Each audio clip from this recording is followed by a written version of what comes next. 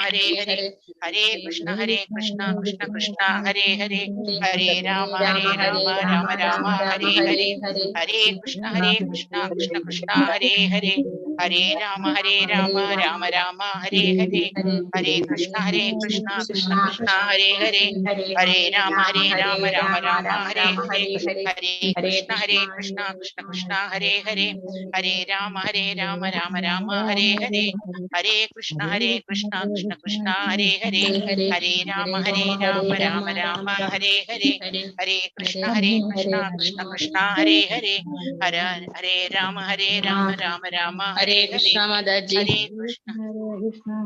हरे कृष्ण माता जी। हरे हरे हरे राम राम राम हरे हरे हरे कृष्ण कृष्ण हरे माता जी आनो हरे कृष्ण हरे कृष्ण विद्या माता जी। हरे कृष्ण माता जी। हरे कृष्ण माता जी। हरे कृष्ण माता जी। അല്ല ഇപ്പൊ ഒരു ചാറ്റ് ബോക്സിൽ മെസ്സേജ് വന്നില്ലേ ഭക്തി സദാചാർ ക്ലാസിന്റെ ലിങ്ക്. ഇത് നമ്മുടെ ഭാഗവതം ക്ലാസിന്റെ ലിങ്ക് തന്നെയാണ് കേട്ടോ. ഭക്തി സദാചാറിന്റെ ലിങ്ക്. സുജി സാജു മാതാജിക്ക് മനസ്സിലായോ? ഭാഗവതം എന്നും രാവിലെ ഉണ്ടല്ലോ, അതേ ലിങ്ക് തന്നെയാണ്. കാരണം ഈ സമയത്ത് ഐശ്വര്യ മാതാജിയുടെ ഭക്തിശാസ്ത്രി ഇംഗ്ലീഷ് നമ്മൾ നേരത്തെ കയറിക്കൊണ്ടിരുന്ന ലിങ്കിൽ നടക്കുകയാണ്. അതുകൊണ്ട് ഈ ആഴ്ച തൊട്ട് നമ്മള് ഭാഗവതം സെയിം ലിങ്ക് ഇതിലാണ്. ശരി മാതാജി. ഓക്കെ മാതാജി. ഹരേ കൃഷ്ണ. ഹരേ കൃഷ്ണ. വേറെ മാതാജി നേരത്തെ. ഹരേ കൃഷ്ണ. ഓം അജ്ഞാനതിമിരാന്ധസ്യ ജ്ഞാനാഞ്ജനശലാകയാ ചക്ഷുരുന്മീലിതം യേന തസ്മൈ ശ്രീഗുരുവേ നമഃ. ശ്രീചൈതന്യമനോഭീഷ്ടം സ്ഥാപിതം യേന ഭൂതലേ സ്വയം രൂപാ ഗതാ മഹ്യം ദദാതി സ്വപദാന്തികം. വന്ദേഹം ശ്രീഗുരു ശ്രീയുതപദകമലം ശ്രീഗുരും വൈഷ്ണവാംശ ശ്രീരൂപം സാഗ്രജാതം സഹഗണ രഘുനാഥാന്വിതം ത്വം സജീവം സാദ്വൈതം സാവധൂതം പരിജനസഹിതം കൃഷ്ണചൈതന്യദേവം श्री राधा कृष्ण पादान् सहगण ललिता श्री विशाखान्वितांश्च हे कृष्णा करुणा सिंधु दीनबन्धु जगत्पदे गोपेश गोपिका कान्द राधा कान्द नमोस्तुते. तप्त काञ्चन गौरांगी राधे वृन्दावनेश्वरी वृषभानुसुते देवी प्रणमामि हरिप्रिये. वाञ्छाकल्पतरुभ्यश्च कृपा सिन्धुभ्य एव च पतितानां पावनेभ्यो वैष्णवेभ्यो नमो नमः. नमां विष्णुपादाय कृष्णप्रेष्ठाय भूतले श्रीमते भक्तिवेदान्त स्वामिने नामिने नमस्ते सरस्वते देवे गौरवाणी प्रचारिणे निर्विशेषशून्यवादी पाश्चात्य देशधारिणे. जय श्री कृष्ण चैतन्य प्रभु नित्यानंद श्री अद्वैत गदाधर श्रीवासादि गौर भक्त वृंद.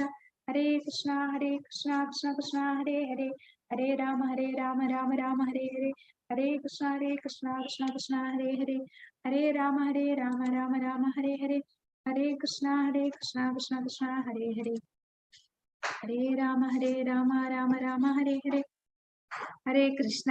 ഭക്തി സദാചാർ ക്ലാസ്സിലേക്ക് എല്ലാവർക്കും സ്വാഗതം. അപ്പൊ ഇന്ന് നമ്മൾ ദശാവതാരത്തിന്റെ അവസാനത്തെ അവതാരത്തിലേക്ക് കടക്കുകയാണ്. അപ്പൊ നമ്മള് ബാക്കിയുള്ള അവതാരങ്ങളെല്ലാം കണ്ടു. ഇന്ന് കൽക്കി അവതാരം. അപ്പൊ കൽക്കി അവതാരം, ഈ അവതാരം നമ്മളിപ്പോ നടന്നുകൊണ്ടിരിക്കുന്ന ഏത് യുഗമാണ്? കലിയുഗമാണ്. ഈ കലിയുഗത്തില് കൽക്കി അവതാരം ഇതുവരെ വന്നിട്ടില്ല. ഇനി വരാൻ പോകുന്ന ഫ്യൂച്ചറിൽ വരാൻ പോകുന്ന അവതാരത്തെ കുറിച്ചാണ് പറയുന്നത്. ഇതുവരെ പറഞ്ഞ എല്ലാ അവതാരങ്ങളും വന്നു കഴിഞ്ഞു.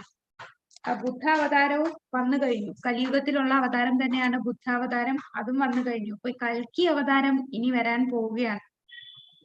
അപ്പോ ഇതിനെ കുറിച്ച് ശ്രീമദ് ഭാഗവതത്തില് ഒരുപാട് പ്രഡിക്ഷൻ പറയുന്നുണ്ട്. ഭാഗവതം രചിച്ച് പറയുന്ന സമയത്ത് 12ാമത്തെ സ്കന്ധത്തിൽ അവസാനം ശുകദേവ ഗോസ്വാമി പറയുന്നുണ്ട്, ഈ ഭാഗവതം, ഞാൻ പരിഷത്ത് മഹാരാജാവിന് പറഞ്ഞു കൊടുത്ത ഈ ഭാഗവതം ഈ സദസ്സിലിരിക്കുന്ന സൂത ഗോസ്വാമി ഇത് കേട്ടുകൊണ്ടിരിക്കുകയാണ്. ആ സൂത ഗോസ്വാമി ഞാൻ പറഞ്ഞ ഇത് തന്നെ ഭാവിയിൽ ഇത് മറ്റുള്ളവർക്ക് പറഞ്ഞു കൊടുക്കും, ഇത് റിപ്പീറ്റ് ചെയ്യും എന്ന് പറഞ്ഞത്.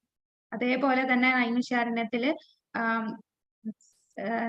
മറ്റ് ഋഷിമാര്, നൈമിഷാരണ്യത്തിലുള്ള ഋഷിമാർക്ക് സൂത ഗോസ്വാമി ശ്രീമദ് ഭാഗവതം പരിഷിത് മഹാരാജാവിന് ശുകദേവ ഗോസ്വാമി പറഞ്ഞു കൊടുത്തത് അതേപോലെ പറഞ്ഞു കൊടുക്കുകയാണ്. അപ്പൊ അത് ഫ്യൂച്ചറിൽ ഇത് വരും എന്ന് പ്രഡിക്റ്റ് ചെയ്തു. അപ്പൊ ശാസ്ത്രങ്ങള് ഇത് വരും എന്ന് പറയുന്നതെല്ലാം സത്യമായിരിക്കും. അപ്പൊ കൽക്കി ഇതൊക്കെ ചുമ്മാതല്ലേ, കൽക്കിയൊക്കെ വരുമോ, ഇതൊക്കെ ഓരോ അസംഷൻസ് ആണ് എന്ന് ചിന്തിക്കുന്ന ആൾക്കാരാണ്. പക്ഷെ ശാസ്ത്രം പറയുന്നത് ഒരിക്കലും സത്യമാകാതിരിക്കില്ല. അതാണ് ഏറ്റവും ആധികാരികമായ ജ്ഞാനം എന്ന് പറയുന്നത്. അപ്പോ നമ്മുടെ സൂത ഗോസ്വാമിയുടെ അടുത്ത് നമുക്കറിയാം, നൈമിഷാരണ്യത്തിലെ ഋഷിമാര് 6 ചോദ്യങ്ങൾ ചോദിക്കും. ആ 6 ചോദ്യങ്ങളിൽ ഒരു ചോദ്യമാണ് ഭഗവാന്റെ അവതാരങ്ങളെ കുറിച്ച്. അപ്പൊ അതിന്റെ ഉത്തരമായിട്ട് ഭഗവാൻ കുറെ അവതാരങ്ങൾ പറയും. 22, 24 അവതാരങ്ങളെ കുറിച്ച് പറയും. അതില് ഒട്ടുമിക്ക അവതാരങ്ങളും ഓൾറെഡി നമുക്ക് വന്നിട്ടുള്ള അവതാരങ്ങളാണ്. ഇനി വരാനുള്ള അത് പറഞ്ഞു കൊടുക്കുമ്പോൾ, നൈമിഷാരണ്യത്തിലെ ഋഷിമാർക്ക് പറഞ്ഞു കൊടുക്കുന്ന സമയത്ത് അവതാരം എടുക്കാതിരുന്ന 2 എണ്ണമാണ് ഈ ദശാവതാരത്തിൽ പറയുന്ന 2 എണ്ണം. ഒന്ന് ബുദ്ധ അവതാരവും കൽക്കി അവതാരമാണ്. അപ്പൊ ഭഗവാൻ ഇത്ര അവതാരമേ ഉള്ളോ? ഭഗവാന് അവതാരം എന്ന് പറഞ്ഞാൽ തിരമാലകൾ പോലെയാണ്, നമുക്ക് എണ്ണാൻ പറ്റാത്തത്ര അവതാരങ്ങളുണ്ട്.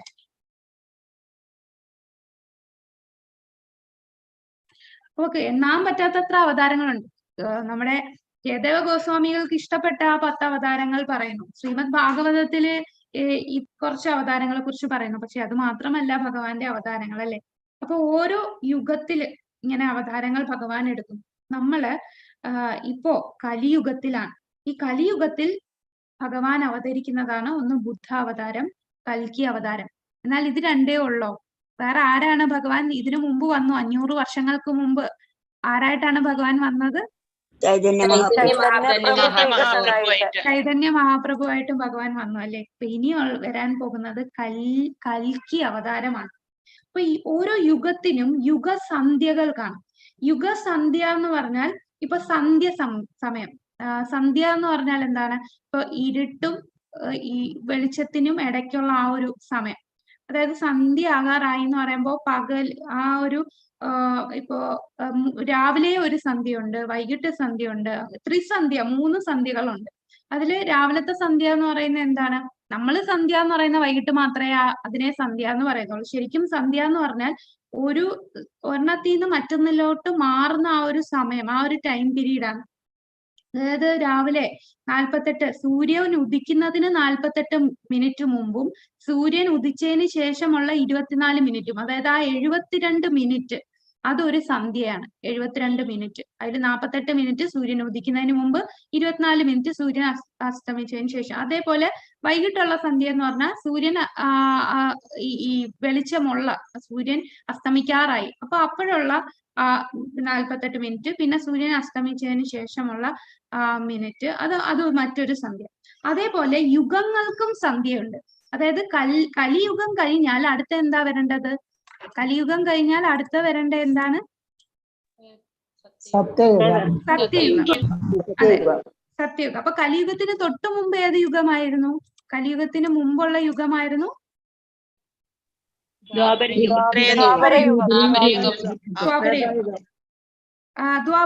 ദ്വാപരയുഗം അവസാനിച്ചു, കലിയുഗം തുടങ്ങി. അപ്പോ ദ്വാപരയുഗം അവസാനിക്കുകയും കലിയുഗം തുടങ്ങുകയും ചെയ്യുമ്പോൾ ഒരു പീരീഡ് ഉണ്ട്. അതായത് നമ്മള് രാത്രിയാകി സൂര്യൻ ഉദിക്കുന്നതും സൂര്യൻ അസ്തമിക്കുന്ന ആ ഒരു ടൈം പീരീഡ് പോലെ, ആ ഒരു പീരീഡ് എന്ന് പറയുന്നത് കലിയുഗത്തിന്റെ തുടക്കത്തിലുള്ള 36,000 വർഷം. ആ 36,000 വർഷം യുഗസന്ധ്യയാണ്. അപ്പൊ നമ്മളിപ്പോ യുഗസന്ധ്യയിലാണ്. യുഗസന്ധ്യ കാരണം ഇപ്പൊ എത്ര വർഷമായിട്ടുള്ളൂ? കലിയുഗം തുടങ്ങിയിട്ട് എത്ര വർഷമായി? 5000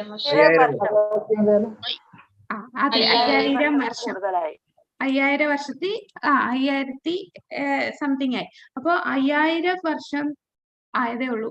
അതായത് 36,000 വർഷം വരെയാണ് യുഗസന്ധ്യ. അപ്പൊ നമ്മളിപ്പോ യുഗസന്ധ്യ ആ കാലഘട്ടത്തിലാണ് നമ്മൾ നിൽക്കുന്നത്. അപ്പൊ ഈ 2 യുഗങ്ങളുടെ ആ ഒരു ഇടയ്ക്കുള്ള ഭാഗം. അതുപോലെ കലിയുഗം കഴിഞ്ഞ് സത്യയുഗമാകും, അപ്പോഴും ഒരു യുഗസന്ധ്യയുണ്ട് അടുത്ത യുഗത്തിലോട്ട് പോകുമ്പോൾ. അതും അവസാനത്തെ 36,000 വർഷം, അതും യുഗസന്ധ്യയാണ്, അവസാനത്തെ സന്ധ്യ. അപ്പൊ തുടക്കത്തിൽ ഒരു സന്ധ്യയുണ്ട്, അവസാനത്തിലും ഓരോ സന്ധ്യയുണ്ട്. അപ്പൊ 4 യുഗം ഇങ്ങനെ സൈക്കിള് പോലാണ്. നമ്മള് പക്ഷേ ഈ ഭൗതിക ലോകത്ത് സമയം എന്ന് പറഞ്ഞാൽ സമയം ഇങ്ങനെ പൊയ്ക്കൊണ്ടേയിരിക്കും, സ്ട്രെയിറ്റ് ആയിട്ട് പൊയ്ക്കൊണ്ടിരിക്കും എന്നാണ് നമ്മൾ ചിന്തിക്കുന്നത്. നമുക്ക് കഴിഞ്ഞ കാര്യങ്ങളിൽ പോകാൻ പറ്റില്ല, ഇനിയുള്ള എന്താണെന്ന് നമുക്ക് അറിയത്തില്ല, നമ്മളിങ്ങനെ മുമ്പോട്ട് പൊയ്ക്കൊണ്ടിരിക്കുകയാണ്. പക്ഷേ വേദങ്ങളിൽ പറയുന്ന എന്താണ്, ഇത് സൈക്കിള് പോലാണ്. നമ്മൾ ആദ്യം ചിലപ്പോൾ മൃഗമായിരുന്നു കാണും, പിന്നെ എന്താ സൈക്കിൾ എന്ന് പറഞ്ഞാൽ സീസൺ പോലെ, അതായത് ഒരു summer season, winter season, spring season, അതിങ്ങനെ വന്നും പോയും ഇങ്ങനെ വന്നുകൊണ്ടേയിരിക്കും. അതൊരു സൈക്കിള് പോലാണ്. അപ്പോ നമ്മൾ ചിന്തിക്കുന്ന എന്താണ്, ഭൗതിക ലോകത്തുള്ളവർ ചിന്തിക്കുന്നത് ആദ്യം നമ്മൾ മൃഗങ്ങളായിരുന്നു, നമ്മൾ കുരങ്ങിൽ നിന്നാണ് നമ്മൾ ആയത് എന്നാണ് പരിണാമ സിദ്ധാന്തം ഒക്കെയാണ് നമ്മൾ ഭൗതികമായിട്ട് പഠിച്ചിരിക്കുന്നത്. പക്ഷെ അതല്ല, അങ്ങനെയല്ല എന്ന് നമുക്ക് വേദങ്ങൾ പറഞ്ഞു തരുന്നു. നമ്മൾ ചിന്തിക്കുന്നത് നമ്മൾ മൃഗങ്ങളായിരുന്നു, പിന്നെ നമ്മൾ അയൺ ഏജിൽ വന്നു, പിന്നെ ബ്രോൺസ് ഏജിൽ വന്നു, ഇപ്പൊ നമ്മൾ ഭയങ്കര സിവിലൈസ്ഡ് ആയിട്ടുള്ള ടെക്നോളജി ഒക്കെ ഭയങ്കര കൂടുതലുള്ള ആൾക്കാരാണ് എന്നാണ് നമ്മൾ ചിന്തിച്ചിരിക്കുന്നത്. എന്നാൽ വേദങ്ങൾ എന്താ പറയുന്നത്, വേദിക് ആയിട്ടുള്ള ആൾക്കാര്, പണ്ടൊക്കെ ഉള്ളവര് തിന്നുന്ന പാത്രം തന്നെ സ്വർണ്ണ തളികയിലായിരുന്നു, അല്ലെ വെള്ളി തളികയിലായിരുന്നു ഭക്ഷണം കഴിക്കുന്നത്. ഇന്ന് നമ്മൾ സ്റ്റീലും പ്ലാസ്റ്റിക്കും തെർമോക്കോളിലും ഒക്കെയാണ് ഭക്ഷണം കഴിക്കുന്നത്. അതുപോലെ അന്നത്തെ ഉള്ളവർക്ക് എന്താ, ഒരുപാട് മിസ്റ്റിക് ശക്തികളൊക്കെ ഉണ്ട്. മന്ത്രം കൊണ്ടാണ് ഓരോ ആയുധങ്ങൾ വിടുന്നത്. അമ്പ് ചെയ്യുമ്പോ നമ്മൾ വിചാരിക്കും അവർക്കൊക്കെ അമ്പും വില്ലുമല്ലേ ഉള്ളൂ, നമുക്കിപ്പോ എത്ര തോക്കും ബീരങ്കിയും കൂടാതെ ന്യൂക്ലിയർ വെപ്പൺസ് ഒക്കെ ഉള്ള യുഗമാണ്, നമ്മൾ ഭയങ്കര അഡ്വാൻസ്ഡ് ആണെന്ന് ചിന്തിക്കും. എന്നാൽ പണ്ടുള്ളവര് ജസ്റ്റ് ഒരു മന്ത്രം ചൊല്ലിയാൽ അത് എത്തേണ്ടടുത്ത് എത്തും. ബ്രഹ്മാസ്ത്രം അതൊക്കെ എപ്പോഴുള്ളതാണ്. അപ്പോ നമ്മൾ മനസ്സിലാക്കുന്നില്ല, നമ്മളെല്ലാം ഇങ്ങനെ സൈക്കിളായിട്ട് പൊയ്ക്കൊണ്ടേയിരിക്കുകയാണ്. ഈ സൈക്കിളില് വരുന്ന ഒരെണ്ണമാണ് കലിയുഗം. ഈ കലിയുഗം ഒരുപാട് വട്ടം കലിയുഗം വന്നിട്ടുണ്ട്, ഇതല്ല ആദ്യത്തെ കലിയുഗം. ബ്രഹ്മാവിന്റെ ഒരു ദിവസം എന്ന് പറയുമ്പോ ഒരു ദിവസം എന്ന് പറഞ്ഞാൽ 24 മണിക്കൂർ. 24 മണിക്കൂറിൽ പകുതി പകലും പകുതി രാത്രിയുമാണ്. അപ്പൊ ഒരു പകൽ എന്ന് പറയുന്നത് തന്നെ 1000 ചതുർയുഗങ്ങൾ ചേർന്നതാണ്. 1000 വട്ടം സത്യയുഗം, ത്രേതായുഗം, ദ്വാപരയുഗം, സത്യയുഗം, ത്രേതായുഗം, ദ്വാപരയുഗം, അങ്ങനെ 1000 വട്ടം വരുമ്പോഴാണ് ബ്രഹ്മാവിന്റെ ഒരു പകലാകുന്നത്. അപ്പോ ഇങ്ങനെ നമ്മുടെ ബ്രഹ്മാവിന്റെ ഒരു 51ാമത്തെ വർഷത്തിലാണ് നമ്മുടെ ബ്രഹ്മാവ്. അപ്പൊ എത്രയോ വട്ടം കലിയുഗം വന്നു പോയി കഴിഞ്ഞു. അപ്പൊ ഈ ബ്രഹ്മാവിന്റെ ഒരു പകലില് 14 മന്വന്തരകൾ കാണും. ബ്രഹ്മാവിന്റെ ഒരു പകലിൽ 14 മന്വന്തര. അതിൽ ആദ്യത്തെ മന്വന്തരയാണ് സ്വയംഭുവ മനു. പിന്നെ നാലാമത്തെ മന്വന്തരയിലാണ് നമ്മുടെ ഹരി. ഓരോ മന്വന്തരയിലും ഓരോ അവതാരമുണ്ട്. അപ്പൊ ഈ അവതാരങ്ങൾ ഇങ്ങനെ വന്നും പോയിക്കൊണ്ടിരിക്കുകയാണ്. നമ്മൾ ഇപ്പോ ഉള്ള മന്വന്തര ഏത് മന്വന്തരയിലാണെന്നറിയാമോ? ആദ്യത്തത് സ്വയംഭുവ മനു. ഇപ്പൊ വൈവസ്വ മനുവിന്റെ അത് എത്രാമത്തെയാണെന്നറിയോ മാതാജി? 16 ആണോ? അല്ല, മൊത്തം 14 ഉള്ളൂ. 13 ആണോ? 13. ബ്രഹ്മാവിന് ഇപ്പൊ 51 വയസ്സ്. 51 വയസ്സാണ് നമ്മുടെ മൊത്തം. ബ്രഹ്മാവിന്റെ 100 വയസ്സ് എടുക്കുവാണെങ്കിൽ അതിൽ 51. അപ്പൊ അതായത് പകുതി. ഇപ്പൊ 7ാമത്തെ മന്വന്തരയിലാണ് നമ്മൾ. വൈവസ്വത മനു എന്ന്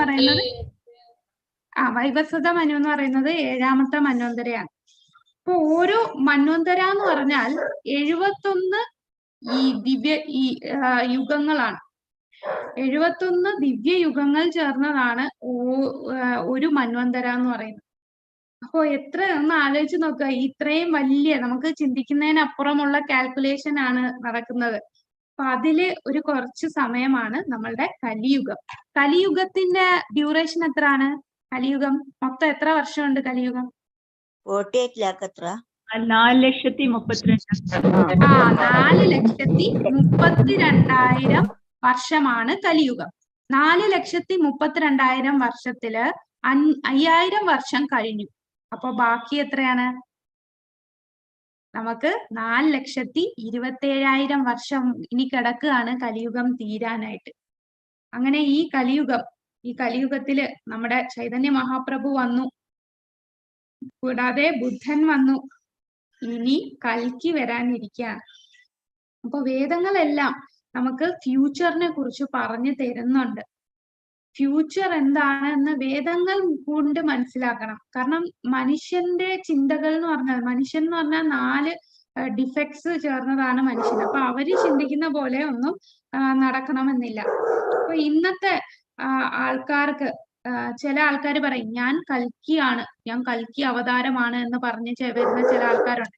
അങ്ങനെ വല്ലതും കേട്ടിട്ടുണ്ടോ? കൽക്കി അവതാരത്തെ കണ്ടെത്തി എന്നും പറഞ്ഞ് 1990 കാലഘട്ടത്തിൽ എന്തോ ആണെന്ന് തോന്നുന്നു, കൽക്കി ആണെന്നും പറഞ്ഞ ഒരു വ്യക്തിയെ എല്ലാരും അവതാരമാണ്, പുള്ളി തന്നെ പറഞ്ഞു ഞാൻ കൽക്കി അവതാരമാണ്. അപ്പൊ കൽക്കിയുടെ ഭാര്യയാണ് പത്മാവതി. അപ്പൊ പുള്ളിയുടെ ഭാര്യയെ പത്മാവതി എന്നൊക്കെ പേര് വന്നു. അങ്ങനെ ആൾക്കാരെ പറ്റിക്കുകയൊക്കെ ചെയ്യുന്നുണ്ടായിരുന്നു. അപ്പൊ ഇത് കണ്ട് വിശ്വസിക്കുന്ന ഒരുപാട് ആൾക്കാരും ഉണ്ട്. എന്നാൽ നമ്മൾ എങ്ങനെയാണ് അവതാരത്തെ മനസ്സിലാക്കേണ്ടത്? അത് ശാസ്ത്രം വഴി നമ്മൾ മനസ്സിലാക്കണം. ശാസ്ത്രത്തിൽ ഇങ്ങനെ എപ്പോഴാണ് വരുന്നതെന്ന് കൃത്യമായിട്ട് പറയുന്നുണ്ട്. ഭഗവാൻ എങ്ങനെ, ഏത് സ്ഥലത്ത്, ഏത് അച്ഛനും അമ്മയ്ക്കും ആണ് ജനിക്കുന്നത്, അദ്ദേഹം ഇവിടെ കാണിക്കുന്ന ലീലകൾ എന്തൊക്കെയാണ്, എല്ലാം ശാസ്ത്രങ്ങൾ പറയുന്നുണ്ട്. അപ്പൊ കൊണ്ട് നമ്മൾ മനസ്സിലാക്കുക ആരാണ് അവതാരം എന്നുള്ളത്. അപ്പോ ജയദേവ ഗോസ്വാമികൾ നമ്മുടെ ഈ അവതാരത്തെ കുറിച്ച് വർണ്ണിക്കുന്നുണ്ട്.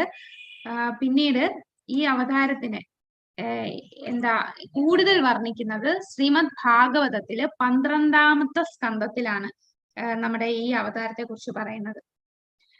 12ാമത്തെ സ്കന്ധത്തിൽ പറയുന്നു, ശുകദേവ ഗോസ്വാമി പറഞ്ഞു, അപ്പോൾ രാജാവേ, മതം, സത്യസന്ധത, ശുചിത്വം, സഹിഷ്ണുത, കരുണ, ആയുസ്, ശാരീരിക ശക്തി, ഓർമ്മശക്തി എന്നിവയെല്ലാം കലിയുഗത്തിന്റെ ശക്തമായ സ്വാധീനത്താൽ നാൾക്കുനാൾ ക്ഷയിക്കും. ഇതെല്ലാം ക്ഷയിക്കും എന്നാണ് പറയുന്നത് അല്ലെ. പ്രായേണ അല്പായുസ സഭ്യ കലോ അസ്മിൻ യുഗേജന മന്ദ സുമന്ദമതയോ മന്ദഭാഗ്യാഹി ഉപാധൃത എന്നാണ് പറയുന്നത്. പ്രായേണ അല്പായുസുകളാണ്, ആയുസ് കുറഞ്ഞവരാണ് കലിയുഗത്തിലെ ജനങ്ങൾ. കലിയുഗം എന്ന് പറഞ്ഞാൽ അത്രയും വഴക്കുള്ള ഒരു യുഗമാണ്. എല്ലാരും അങ്ങോട്ടും ഇങ്ങോട്ടും വഴക്ക്, എല്ലാരും ഭയങ്കര സെൽഫിഷാണ്. പക്ഷെ ഇപ്പൊ നമുക്ക് തോന്നും ഇതും ഘോര കലിയുഗമാണെന്ന്. പക്ഷെ ഒന്നുമല്ല, ഇതൊക്കെ ചെറിയ ചെറിയ കാര്യങ്ങളാണ് ആ ഘോരമായിട്ടുള്ള കലിയുഗത്തെ വെച്ച് കമ്പയർ ചെയ്യുമ്പോൾ ഇപ്പൊ നടന്നുകൊണ്ടിരിക്കുന്നത്. സഹിഷ്ണുത, കരുണ, ഒരു സത്യസന്ധത, പറയുന്നതെല്ലാം കള്ളത്തരമായിരിക്കും, ഒരു വാക്കുപോലും സത്യം കാണത്തില്ല പറയുന്നതില്. ശാരീരികമായി ശക്തി കുറഞ്ഞവരായിരിക്കും. എന്നാൽ നമ്മളിപ്പോ ഒരുപാട് ആഹാരം കഴിക്കുകയാണ്, എന്താണ് എനിക്ക് ശക്തി കിട്ടാൻ. പക്ഷെ എന്തൊക്കെ കഴിച്ചാലും ശാരീരിക ശക്തി അവർക്ക് ഉണ്ടായിരിക്കില്ല, ഓർമ്മശക്തി ഇല്ലാത്തവരാണ്. അപ്പൊ അത്രയും താഴ്ന്ന ലെവലിലുള്ള ആൾക്കാരാണ് നമ്മളെ കലിയുഗത്തിലുള്ളവര്. അവർക്ക് ശരിയും തെറ്റും തിരിച്ചറിയാനുള്ള ബുദ്ധി ഇല്ലാത്തവരാണ്, മടിയന്മാരാണ്, മനസ്സെപ്പോഴും ചഞ്ചലപ്പെട്ട് കിടക്കുന്ന ആൾക്കാരാണ് കലിയുഗത്തിലുള്ളത്. അങ്ങനെയുള്ള കലിയുഗത്തിലെ ആൾക്കാരെ നശിപ്പിക്കാന്ന് പറഞ്ഞാൽ അത്രയും ആസുരിക സ്വഭാവം നിറഞ്ഞു നിൽക്കുന്ന ഒരു കാലം വരും. എല്ലാരും ഭക്തന്മാരെന്ന് പറഞ്ഞാൽ വിരലിലെണ്ണാവുന്നവർ മാത്രമായി മാറും. അപ്പൊ അങ്ങനെയുള്ള സമയത്താണ് നമ്മുടെ കൽക്കി അവതാരം എടുക്കുന്നത്. അപ്പൊ ഇതില് നമുക്ക് നോക്കാം എന്തൊക്കെയാണ് ശുകദേവ ഗോസ്വാമി പറഞ്ഞത്. മതം എന്ന് പറഞ്ഞാൽ അവിടെ മതം എന്നൊരു സംഭവം ഇല്ല. ഈ കലിയുഗത്തില് ആ മതം ഇല്ലാതെയായി പോകും. കാരണം ഇപ്പൊ തന്നെ നമുക്ക് നോക്കാം, പല മതക്കാരും അവരുടെ മതത്തിൽ ആൾക്കാരെ വരുത്താൻ വേണ്ടി ഇവരെന്താ ചെയ്യുന്നതെന്ന് വെച്ചാൽ അവരുടെ മതങ്ങളിൽ എഴുതിയിരിക്കുന്ന വാക്കുകളെ തിരുത്തും. അപ്പൊ നിയമങ്ങൾ അവർ തന്നെ മാറ്റും, എന്നിട്ട് സയൻസുമായിട്ട് കലർത്തും, എന്നിട്ട് ആൾക്കാരടുത്ത് പറഞ്ഞു കൊടുക്കും. അപ്പൊ ആൾക്കാർ ശരിയാണ്, അത് സത്യമാണെന്നും പറഞ്ഞ് അങ്ങോട്ട് വരും. പക്ഷെ ശരിക്കും എന്താണ് അവിടെ സംഭവിക്കുന്നത്? മതവേ ഇല്ലാതായി മാറുവാണ്. അങ്ങനെയാണ് ഇപ്പോഴത്തെ കാലം പോയിക്കൊണ്ടിരിക്കുന്നത്. അതാണ് പുതിയ നിയമങ്ങൾ, പഴയ നിയമങ്ങളൊക്കെ വന്ന് പറയുന്നത്. എന്നാൽ നമ്മുടെ ശാസ്ത്രം എന്ന് പറഞ്ഞാൽ അത് യുഗാന്തരങ്ങളായിട്ട് ഒരു മാറ്റവും ഇല്ല, അതിനകത്ത് ഒരു തിരുത്തും ഇല്ല. അത് അതുപോലെയാണ് നമ്മൾ പറയുന്നത്. അത് കാലം ഏതായാലും ഇപ്പോഴത്തെ ആൾക്കാർ പറയുന്ന കാലം മാറിയില്ലേ, അപ്പൊ ആൾക്കാർ മാറും, കാലത്തിനൊത്തു പോണം. പക്ഷെ അങ്ങനെ ഒത്തു പോകുമ്പോ സത്യം ഇല്ലാതാകുന്നു, ഈ മതം ഇല്ലാതായി മാറുന്നു. സത്യസന്ധത ഇല്ലാതായി പോകുന്നു. ഓരോ വാക്കും കള്ളത്തരമായിരിക്കും പറയുന്നത്. അപ്പൊ ഇപ്പോഴത്തെ ജനറേഷൻ കുട്ടികളെ തന്നെ കണ്ടാലോ അവര് ഒരുപാട് കള്ളം പറയുന്നുണ്ട്. അപ്പൊ നമ്മളെ പണ്ടത്തെ ജനറേഷൻ വെച്ച് നോക്കുമ്പോൾ വിചാരിക്കും ഈ ഇത്രയും പ്രായത്തിൽ ഇങ്ങനെ കള്ളത്തരം പറയുമോ എന്ന് നമുക്ക് തോന്നിപ്പോകും. അപ്പൊ സത്യസന്ധത കുറഞ്ഞുകൊണ്ടിരിക്കും. ഓരോരുത്തരും എങ്ങനെ മറ്റുള്ളവരെ ചതിച്ചായാലും സ്വന്തം കാര്യം നേടണം, അവിടെ സത്യമില്ല. അപ്പൊ എന്തുകൊണ്ടാണ് ഈ സത്യം ഇല്ലാതായി മാറുന്നത്? കാരണം ആൾക്കാർക്ക് അവരുടെ അപ്പോഴുള്ള ആ സത്യത്തെ മാത്രമേ ഇമ്പോർട്ടൻസ് കൊടുക്കുന്നുള്ളൂ. ഏറ്റവുമുള്ള പരമമായ ആ സത്യത്തെ അവർ കൺസിഡർ ചെയ്യുന്ന പോലും ഇല്ല. എന്താണ് പരമമായ സത്യം? അത് ഭഗവാനാണ് പരമമായ സത്യം. ഇതിന് ഉദാഹരണമായിട്ട് നമുക്ക് പറയാം ദശരഥ മഹാരാജാവ്. ദശരഥ മഹാരാജാവിന് അപ്പോഴുള്ള ആ ഒരു സത്യത്തെ പാലിക്കുക എന്നുള്ളതായിരുന്നു അദ്ദേഹത്തിന് കൂടുതൽ ഇമ്പോർട്ടൻസ്. അതായത് കൈകേയിക്ക് വാക്ക് കൊടുത്തു. എന്താണ് വാക്ക് കൊടുത്തത്? നേരത്തെ ഞാൻ വരം തരാം, നീ എന്ത് പറഞ്ഞാലും വരം തരാം. വരം ചോദിക്കുന്ന എന്താണ്? മകനെ കാട്ടിലയക്കണം, രാജാവാക്കരുത്. അപ്പോ ആ സത്യം ഞാൻ ചെയ്തു പോയി, അത് ധർമ്മമാണ്. ആ ധർമ്മത്തെയാണ് പിടിച്ചു വെച്ചിരിക്കുന്നത്. എന്നിട്ട് അദ്ദേഹത്തിന് ഈ രാമനെ കാട്ടിലയക്കാൻ ആഗ്രഹമില്ല. പക്ഷേ എന്താ അദ്ദേഹം പ്രാർത്ഥിക്കുന്നുണ്ട്, രാമൻ വന്നിട്ട് ഞാൻ പോകില്ല, ഞാൻ കാട്ടിൽ പോകില്ല, ഞാൻ എനിക്ക് അച്ഛൻ്റെ കൂടെ നിൽക്കണം, ഞാൻ രാജാവാകും എന്നൊന്ന് പറഞ്ഞിരുന്നെങ്കിൽ എന്ന് അദ്ദേഹം പ്രാർത്ഥിക്കുകയാണ്. അതായത് സ്വന്തം സത്യം അദ്ദേഹം മാറ്റില്ല, പക്ഷെ രാമൻ ആ ധർമ്മം മാറ്റിക്കോട്ടെ. അപ്പോ ഇവിടെ ദശരഥന് പറ്റിയത് എന്താന്ന് വെച്ചാൽ ആ സമയത്ത് ആ പരമമായ സത്യമായ രാമൻ നിൽക്കുന്നു. അപ്പൊ ആ രാമനിന്റെ അടുത്ത് പോകാതെ, ആ പരമസത്യത്തിൽ നിൽക്കാതെ ആ സമയത്ത് നമ്മളുടെ ബന്ധുക്കൾക്ക് കൊടുത്ത ആ സത്യത്തിൽ പിടിച്ചു നിൽക്കുന്നത് കൊണ്ടാണ് അവിടെ ഒരു പ്രശ്നം പറ്റിയത്. അതുകൊണ്ട് തന്നെ ദശരഥ രാജാവിന് ആധ്യാത്മിക ലോകത്ത് പോകാൻ സാധിച്ചില്ല. അദ്ദേഹം ആ സ്വർഗലോകം വരെ അദ്ദേഹത്തിന് പോകാൻ സാധിച്ചുള്ളൂ. എന്നാൽ നമുക്ക് വസുദേവരെ എടുക്കാം. വസുദേവർ എന്താണ് ചെയ്തത്? കംസന് വാക്കുകൊടുത്തു.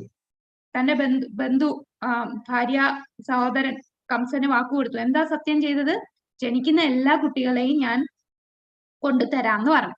അങ്ങനെ എല്ലാ കുട്ടികളെയും കൊണ്ട് കൊടുക്കുന്നുണ്ടായിരുന്നോ വസുദേവര്?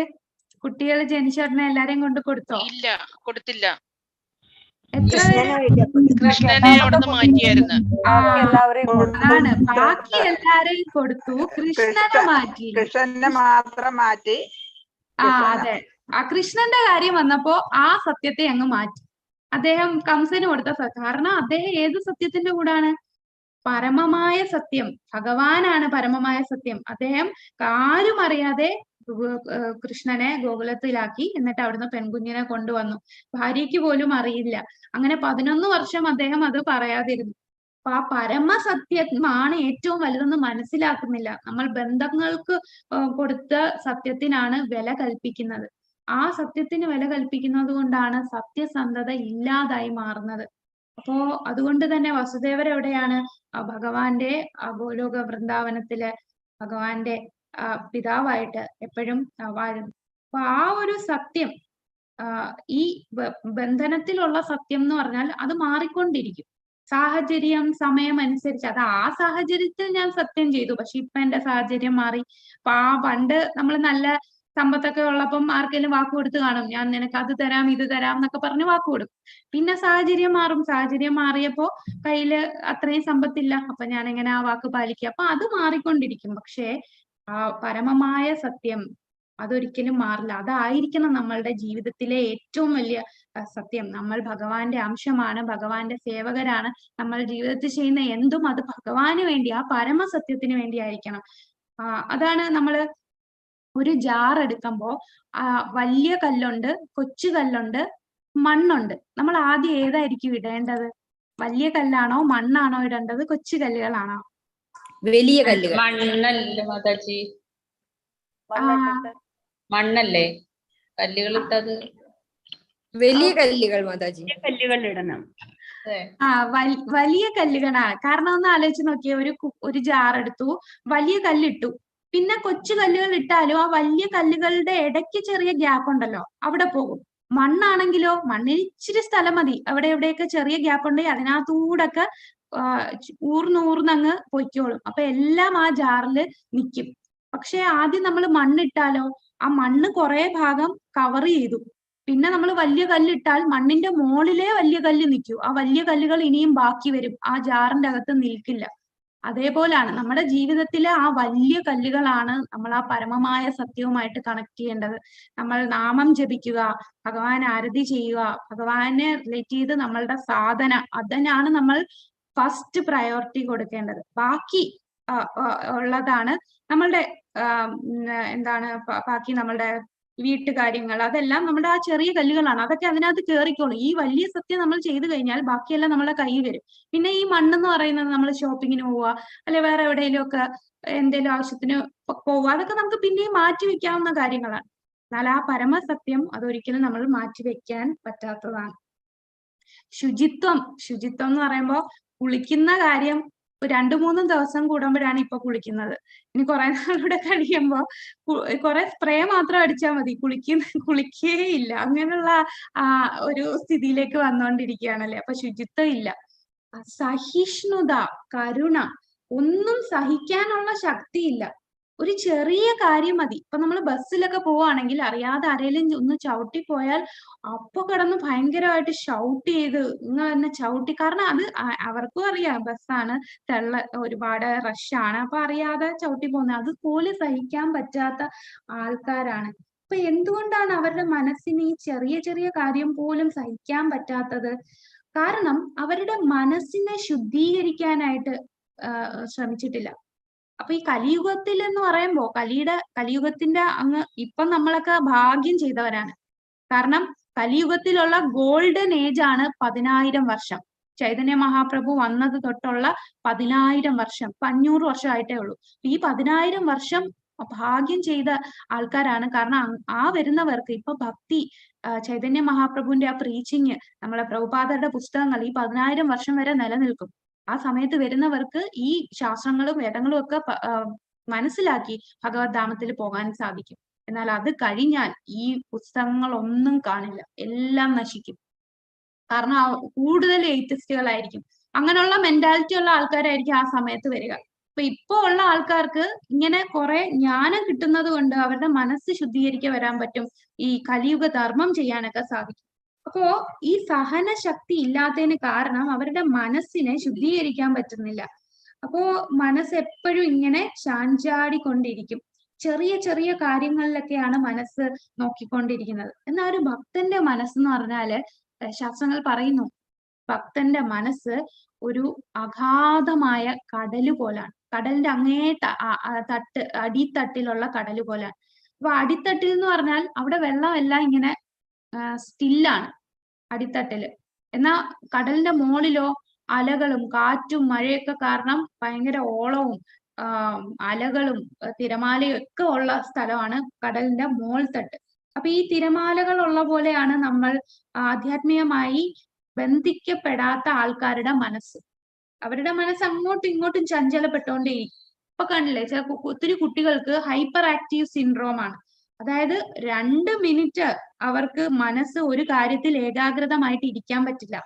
1 മണിക്കൂർ ഒരു പുസ്തകം വായിക്കാന്ന് പറഞ്ഞാൽ അവർക്ക് വട്ടാവും. ഒരു കാര്യത്തിൽ കോൺസെൻട്രേറ്റ് ചെയ്യാൻ പറ്റത്തില്ല. പല പല കാര്യങ്ങളിൽ മനസ്സ് ഇങ്ങനെ പോയി ചാടിയിരിക്കും. അതുപോലെ കരുണയും ഇല്ല. ഒരിക്കൽ ഒരു സംഭവം ഉണ്ടായതാണ്. ഒരു ഭാര്യയും ഭർത്താവും തമ്മിൽ വഴക്കിട്ടു, ഭയങ്കര വഴക്കായി. ദേഷ്യം വന്നിട്ട് ഭാര്യ പറയും, ഞാൻ പറയുന്ന കേട്ടില്ലേ, കൊച്ചിനെ ഞാൻ ഈ ജനലിനടുത്ത് എറിയുമെന്ന് പറയും. അപ്പൊ നീ നിനക്ക് ഇഷ്ടമുള്ളത് ചെയ്തോ എന്ന് പറഞ്ഞ്, നീ എറിയുന്നെങ്കിൽ എറിയൊന്ന് കാണട്ടെ എന്നെന്തോ ദേഷിച്ച് ഹസ്ബൻഡ് പറയും. അപ്പൊ ഇവരെന്താണ്, ഈ കുട്ടിയെടുത്ത് എറിയാണ്. അതിനുശേഷമാണ് ചിന്തിക്കുന്നത് ഞാൻ എന്താണ് ചെയ്തത്. അങ്ങനെ അവർ രണ്ടുപേരും അതിൽ നിന്ന് എടുത്ത് ചാടുകയാണ്. ഒരു വലിയ ബിൽഡിങ്ങിൽ നിന്നായിരുന്നു. അങ്ങനെ എല്ലാരും മരിക്കുന്നു. അപ്പൊ അത്രയും ആ ദേഷ്യം കാരണം ഒന്ന് സഹിക്കാൻ, ഒന്ന് താന്നു കൊടുക്കാനുള്ള മനസ്സില്ലാതെ ആയി പോകും. കാരണം അവർ ആധ്യാത്മികമായിട്ട് കണക്ട് ചെയ്യാൻ കണക്ഷൻ ഇല്ല. അത് നമ്മളിങ്ങനെ നാമം ജപിക്കുമ്പോഴാണ് നമ്മുടെ മനസ്സിനെ ശുദ്ധീകരിക്കാൻ പറ്റുന്നത്. അപ്പൊ ശുദ്ധീകരിക്കാനുള്ള ഒരു സാഹചര്യം ആ സമയത്ത് വരില്ല. ആയുസ് വളരെ കുറഞ്ഞ ആൾക്കാരാണ്, ശക്തിയും ക്ഷയിച്ചുകൊണ്ടിരിക്കുന്നതാണ്. അപ്പോ നമുക്ക് ഈ ശക്തി എന്ന് പറഞ്ഞാൽ ഒന്ന് ആലോചിച്ച് നോക്കിയേ. ശാരീരിക ശക്തി, പണ്ടുള്ള ആൾക്കാരുടെ ശാരീരിക ശക്തി ഇപ്പോഴുള്ള ആൾക്കാരും. പണ്ട് വയസ്സായിട്ടിരിക്കുന്ന വ്യക്തികൾ തന്നെ എത്ര ജോലി ചെയ്യുമായിരുന്നു. പണ്ട് വീട്ടിൽ ജോലിക്കാരി ഒന്നും ആവശ്യമില്ല. എല്ലാ എന്താ, മിക്സി ഇല്ല, വാഷിംഗ് മെഷീൻ ഇല്ല, സ്വന്തമായിട്ട് രാവിലെ തൊട്ട് വൈകിട്ട് വരെ നന്നായിട്ട് ജോലി എടുക്കും, പറമ്പിലൊക്കെ ജോലി ചെയ്യും. എന്ത് ആരോഗ്യമായിട്ടായിരുന്നു അല്ലേ ആൾക്കാരിരുന്നത്. ഇന്നാണെങ്കിലോ ചെറിയൊരു കാര്യം ചെയ്യുമ്പോഴേ നടുവേദന, വയ്യായിക. അപ്പൊ ശാരീരിക ശക്തി കുറഞ്ഞു.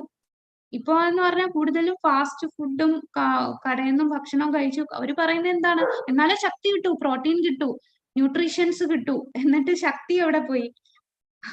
അത് 25 വയസ്സുള്ള കുട്ടികൾ വരെ ബാക്ക് സപ്പോർട്ട് ഇട്ടാണ് നടക്കുന്നത്. എന്താണ് ഇത്ര ചെറുപ്രായത്തില്? കാരണം കമ്പ്യൂട്ടറിന്റെ മുമ്പിലാണ് മിക്കവാറും. ബോഡിക്ക് എക്സസൈസ് ഒന്നും ഇരുന്നില്ല. അങ്ങനെ കമ്പ്യൂട്ടറിന്റെ മുമ്പിൽ ഇരുന്ന് ഒടിഞ്ഞു തൂങ്ങി ബാക്ക് പെയിൻ ആയി. ഇങ്ങനെയുള്ള ഒരു ബലം കുറഞ്ഞ ആൾക്കാരായിരിക്കും കലിയുഗത്തില്. അപ്പൊ ഇപ്പൊ നമുക്ക് തന്നെ ഇത് റിയലൈസ് ചെയ്യാല്ലേ, ഇപ്പോഴത്തെ യുഗത്തിലെ ആൾക്കാരെ എന്തൊക്കെയാണ് ചെയ്തുകൊണ്ടിരിക്കുന്നത്. ഓർമ്മശക്തിയുടെ കാര്യം ഒന്ന് ആലോചിച്ച് നോക്കിയേ. പണ്ടൊക്കെ ആണെങ്കിൽ ഫോൺ നമ്പർ ഒക്കെ ഓർത്തു വെക്കും. ഇപ്പൊ നമുക്ക് നമ്മുടെ തന്നെ ഫോൺ നമ്പർ ഓർമ്മ വരുന്നില്ല. ഒരു നമ്പറും ഓർക്കാൻ സാധിക്കുന്നില്ല അല്ലെ. ഫോൺ ഇല്ലെങ്കിൽ പിന്നെ എല്ലാ മെമ്മറിയും പോയി. ഇപ്പൊ എല്ലാ ഹാർഡ് ഡിസ്കും എല്ലാം സ്റ്റോറേജ് ഡിവൈസുകൾ വന്നല്ലോ. അപ്പൊ എല്ലാരും അതിനെയാണ് ഡിപ്പെൻഡ് ചെയ്യുന്നത്. ഇപ്പൊ അതൊന്നും ഇനി ഡോക്ടേഴ്സും ഒന്നും മരുന്നിന്റെ പേരൊന്നും അറിയേണ്ട ആവശ്യമില്ല. എല്ലാം സ്റ്റോർ ചെയ്ത് ഇന്ന അസുഖം ഉണ്ടെങ്കിൽ ഇന്ന മരുന്ന് ഇതങ്ങ് കൊടുത്താൽ മതി. ആ ഒരു യുഗത്തിലോട്ട് പോവാ. അപ്പം എല്ലാവരുടെയും ഓർമ്മശക്തിയും നശിച്ചുകൊണ്ടിരിക്കുന്നു. അങ്ങനത്തെ ഒരു സാഹചര്യത്തിലോട്ടാണ് നമ്മൾ പോയിക്കൊണ്ടിരിക്കുന്നത്. ഇതെല്ലാം കലിയുഗത്തിന്റെ ശക്തമായ സ്വാധീനത്താൽ ക്ഷയിക്കുകയാണ്. ഇപ്പൊ നമ്മൾ ക്ഷയിച്ചുകൊണ്ടിരിക്കുകയാണ്. അപ്പൊ ആ സമയത്തുള്ള അവസ്ഥ എന്താണെന്ന് ആലോചിച്ച് നോക്കുക. ഘോര കലിയുഗമാകുമ്പോൾ, കലിയുഗത്തിൽ സമ്പത്ത് മാത്രം ഒരു മനുഷ്യന്റെ നല്ല ജനനം, ശരിയായ പെരുമാറ്റം, നല്ല ഗുണങ്ങൾ എന്നിവയുടെ അടയാളമായി കണക്കാക്കും. സമ്പത്താണ് ഏറ്റവും വലുത്. ഏറ്റവും സമ്പത്തുള്ളവനാണ് സമൂഹത്തിലെ ഏറ്റവും വിലയുള്ളവൻ അല്ലെ. അങ്ങനെയാണല്ലോ. ഒന്ന് ആലോചിച്ച് നോക്കിയേ. ഇപ്പൊ തന്നെ കൂടുതൽ വിലയുള്ളതാണ് സമ്പന്നനായിട്ടുള്ള എലോൺ മസ്ക്. വേൾഡിലെ ഏറ്റവും സമ്പത്തുള്ള വ്യക്തിയാണ്. നമ്മുടെ രാജ്യത്തും ഇപ്പം എന്താ റിലയൻസ്, ടാറ്റ ബിർള, ഇവരൊക്കെ എന്ന് പറഞ്ഞാൽ അവരൊക്കെയാണ് വലിയ ആൾക്കാർ. എന്തുകൊണ്ടാണ്? സമ്പത്തുള്ളവരാണ്. സമ്പത്ത് നോക്കിയാണ് ആൾക്കാർ വലുതെന്ന് പറയുന്നത്. എന്നാൽ പണ്ട് വേദങ്ങളുടെ സമയത്ത് എങ്ങനെയായിരുന്നു? സമ്പത്ത് എന്ന് പറയുന്നത് അവന്റെ സ്വഭാവത്തിലാണ്. അവന്റെ സ്വഭാവം കാരണം മറ്റുള്ളവർക്ക് സന്തോഷം അവനാണ് ഏറ്റവും നല്ലവൻ.